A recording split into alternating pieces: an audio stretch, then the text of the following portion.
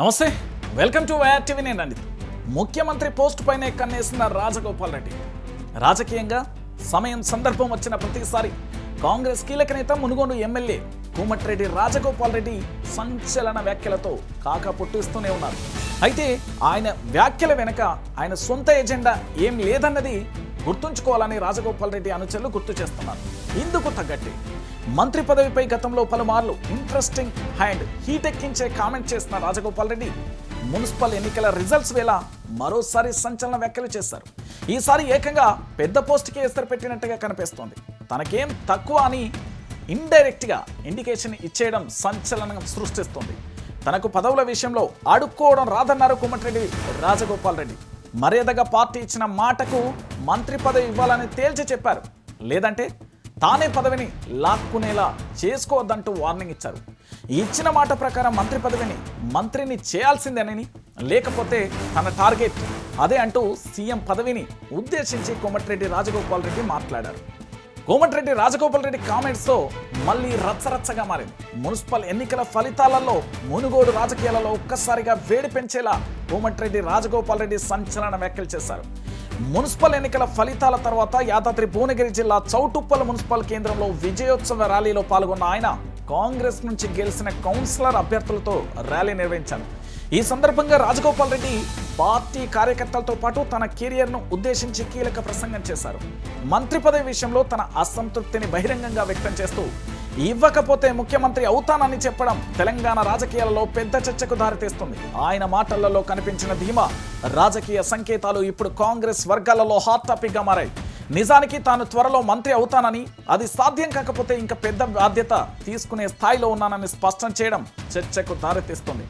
గత అసెంబ్లీ ఎన్నికల సమయంలో కాంగ్రెస్ పార్టీ తనకి ఇచ్చిన మాట నిలబెట్టుకోవాలని సూచిస్తూ మంత్రి పదవి మర్యాదగా ఇవ్వాలని, లేదంటే తానే సాధించుకుంటానని ఘాటుగా వ్యాఖ్యానించారు. ఈ వ్యాఖ్యలు రాజగోపాల్ రెడ్డి రాజకీయ ఆత్మవిశ్వాసానికి మాత్రమే కాదు, పార్టీ లోపలి శక్తి సామర్థ్యాలపై కూడా సంకేతాలు ఇస్తున్నాయని విశ్లేషకులు వాదన వినిపిస్తుంది. ఇక మునుగోడు మీకు, తెలంగాణకు నేను, రాజగోపాల్ రెడ్డి చేసిన వ్యాఖ్యలు. మీరు మునుగోడు చూసుకోండి, నేను తెలంగాణ చూసుకుంటా అన్న రాజగోపాల్ రెడ్డి వ్యాఖ్యలు మరింత చర్చకు కారణమైంది. ఇది కేవలం రాజకీయ ఉత్సాహంలో చెప్పిన మాటనా, లేకపోతే భవిష్యత్తు లక్ష్యంపై సంకేతం అనేది రాజకీయ వర్గాలలో చర్చనీయాంశంగా మారింది. ఈ వ్యాఖ్యలతో ఆయన రాష్ట్ర స్థాయి నాయకత్వంపై తన ఆకాంక్షను పరోక్షంగా వెల్లడించినట్లుగా భావిస్తుంది. ఇప్పటికే మంత్రివర్గ విస్తరణ, పదవుల కేటాయింపు వంటి అంశాలపై కాంగ్రెస్లో అంతర్గత చర్చలు నడుస్తున్న సమయంలో ఈ వ్యాఖ్యలు రావడం ప్రాధాన్యత సంతరించుకుంది. పార్టీ నాయకత్వం దీనిపై ఎలా స్పందిస్తుంది, ఇది అంతర్గత సమీకరణలపై ఎలాంటి ప్రభావం చూపుతుంది అన్న ఆసక్తి నెలకొంది. సో మొత్తానికి రాజగోపాల్ రెడ్డి వ్యాఖ్యలు మునుగోడుతో పాటు తెలంగాణ రాజకీయాలలో కొత్త చర్చకు తెరలేపాయి. రెండు బెర్తులలో ఒకటి రాజగోపాల్ రెడ్డికి కన్ఫామా? వాస్తవానికి రేవంత్ ప్రభుత్వం కొలువుదీరినప్పటి నుండి ఇప్పటి వరకు 2 సార్లు మంత్రివర్గ విస్తరణ జరిగింది. రాజ్యాంగ నిబంధనల ప్రకారం తెలంగాణ అసెంబ్లీ బలాన్ని బట్టి గరిష్టంగా 18 మంది మంత్రులు ఉండవచ్చు. మొదటి సీఎంతో పాటు 11 మంది మంత్రులు ప్రమాణ స్వీకారం చేశారు. ఈ మొత్తం సంఖ్య 12కు చేరింది. తర్వాత సామాజిక సమీకరణ బ్యాలెన్స్ చేస్తూ 3 కొత్త మంత్రులను కేబినెట్లోకి తీసుకున్నారు. అందులో గడ్డం వివేక్ వెంకటస్వామి, అద్లూరి లక్ష్మణ్ కుమార్, వాకిటి శ్రీహరికి మంత్రి పదవులు వచ్చాయి. ఆ తర్వాత మాజీ క్రికెటర్ మొహమ్మద్ అజారుద్దీన్ కూడా మంత్రిగా నియమించడంతో మంత్రివర్గ విస్తరణ సంఖ్య 16కు పెరిగింది. ప్రస్తుతానికి కేబినెట్లో 2 ఖాళీలు ఉన్నాయి. ఈ 2 స్థానాల కోసం కాంగ్రెస్ పార్టీలో భారీ స్థాయిలో కూడా పోటీ నెలకొంది. రాజగోపాల్ రెడ్డి మొదటి నుంచి ఈ పదవిపై ఆశలు పెట్టుకున్నారు. ఒకే కుటుంబం నుండి 2 మంత్రులు ఉండకూడదనే వాదనను రాజగోపాల్ రెడ్డి తిప్పికొడుతున్నారు.